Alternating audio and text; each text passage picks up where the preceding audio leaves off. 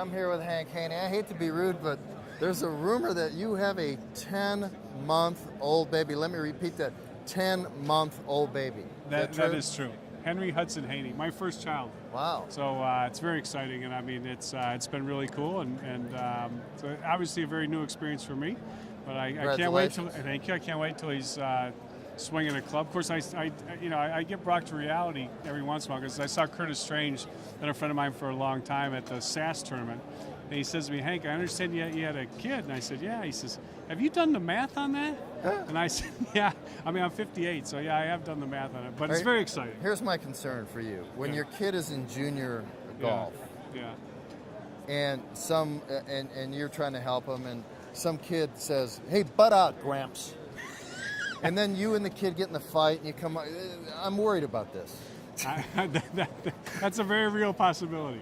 I never see anymore. What are you doing with your time? You don't teach any tour pros anymore, no, right? I'm done. Tiger was my last student, and I thought that's a good place to end. And I just, doing a lot of corporate work, doing a lot of things. I don't teach private lessons anymore, but last year I gave clinics to over 15,000 people. So I'm probably the most active teacher out there, and I'm reaching a bigger audience and helping them enjoy the game, and hopefully helping try to grow the game. Like, what do you do clinics? How many clinics did you do? Oh gosh, I mean a lot of them. All over the country. Where are you giving clinics? The Roman Coliseum, if you have that many people? I did a lot of clinics for Hyundai. We had 700 people in a day. Okay. I did a talk in Kansas City for another 700 people, so it adds up quick.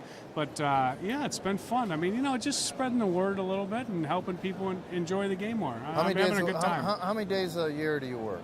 Well, I mean, that's kind of a loaded question there, but there's a few travel days in there. Okay. But probably, I don't know, not as much as I used to. Well, that's for sure. Work all the time. I used to work all the time. Now I'm you down. You have a lot of time. I'm playing a little golf. You play now. a lot of golf, right? I'm playing a lot of golf. Yeah. I got some golf. Is your handicap going down? My handicap's, pretty good. I'm about. Are you scratched? Yeah, hopefully.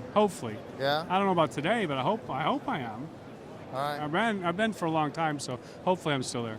Do you miss teaching Tiger Woods? You taught him for how long? 6 years? 6 years. No. Ran its course, didn't it? Yeah, greatest experience a teacher could ever have. I loved the whole thing.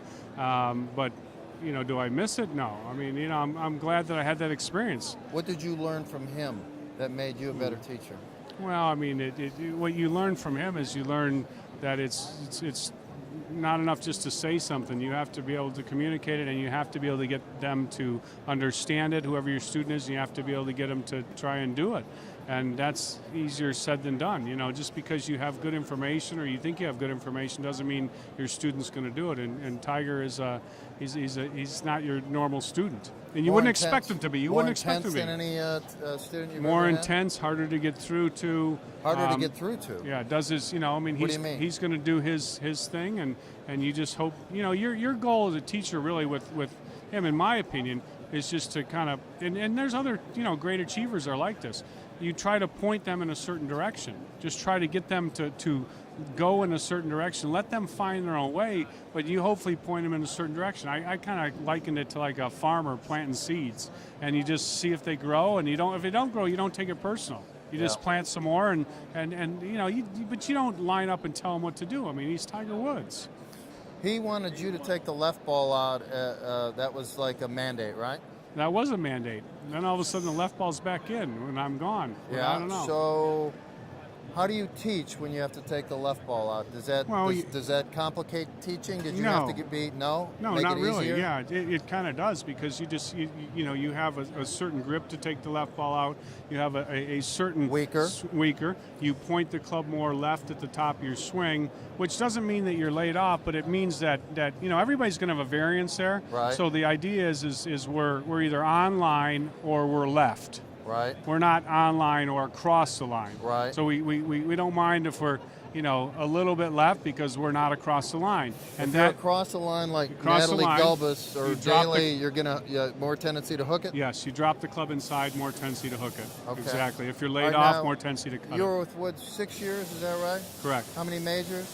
6. 6. I had to add up that a little bit. Yeah, he won a major since 08. Isn't that amazing? Let's just put a drink on a napkin right now. Tiger Woods hasn't won a major in almost 6 years. Isn't that bizarro world? It's a hard game. I mean, when he was winning all those majors, and I was thinking, these are really hard to win.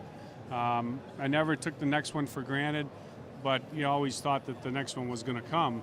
And yeah, it is a little bit hard to imagine. Does he get to Nicklaus? Does he get to 18 or 19? Well, when to make a prediction or is one thing. To tell you what the odds are, I think the odds are against it. Yeah. But having said that, it's hard to bet against Tiger Woods. Right. But I still think, right now the odds are against it. But having said that, this is the year. A big year. Yeah, this is the year because these are all courses that are good courses for him. And make no mistake about it. For every player who plays the game, some courses are better than other courses. Right.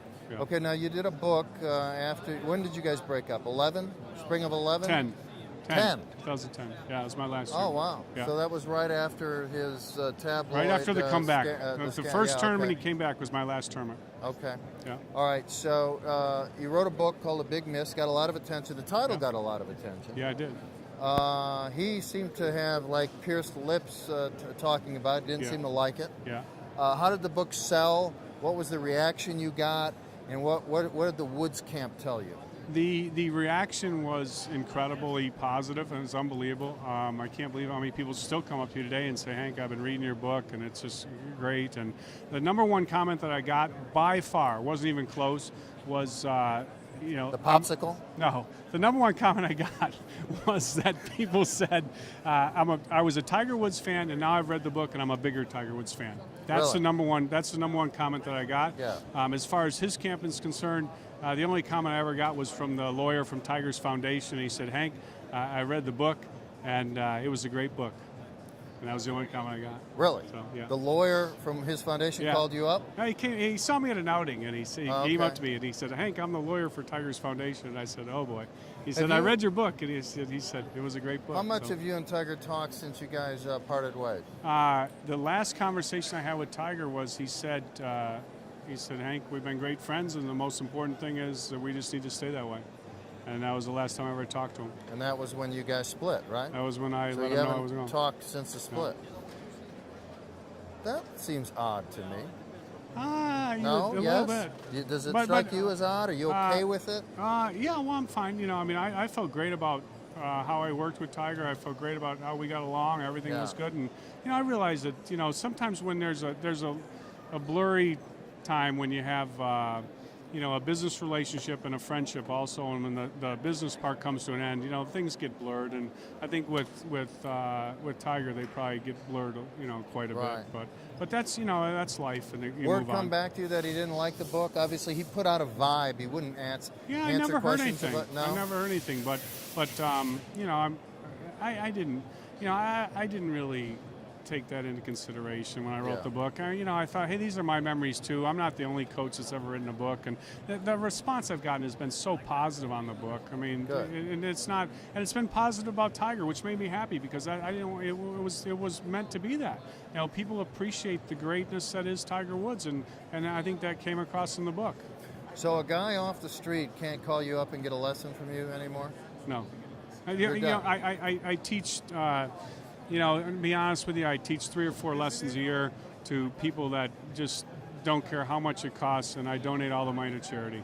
Okay. Yeah. But then you do the clinics and stuff. Yeah, I do a lot of clinics. I do a lot of clinics, and I do free clinics, and I go on Twitter, and I give free advice, and I do all that stuff. So, all right. What is your go-to drill? I asked Ledbetter this question a little while ago. Take 100 practice swings a day. That's your go-to drill? That's my go-to drill. 100 practice swings a day? 100 practice swings a day, you'll play. Your game will improve. What's your go-to gadget? My go-to gadget, 2 tees. 2 tees sitting in the ground, and you swing in between those 2 tees. But then, I've got a lot of other things that work on specific areas. Like I've got the hand speed trainers that train your hands and arms to go faster, and different devices to help you on different things. But I just like, simple. I like taking practice swings and just, using 2 tees, swing in between those 2 tees, make a gate. Yeah. Really? Okay. Let me ask you, is anything changed in instruction? Are you guys reinventing the wheel? People seem to, is there anything new with instruction?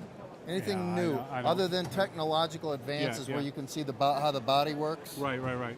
I think all the advances have helped teachers. Yeah. But I don't know if there's really anything new in the golf swing or anything. I mean, to me, it looks like it's still the same idea that everybody's teaching.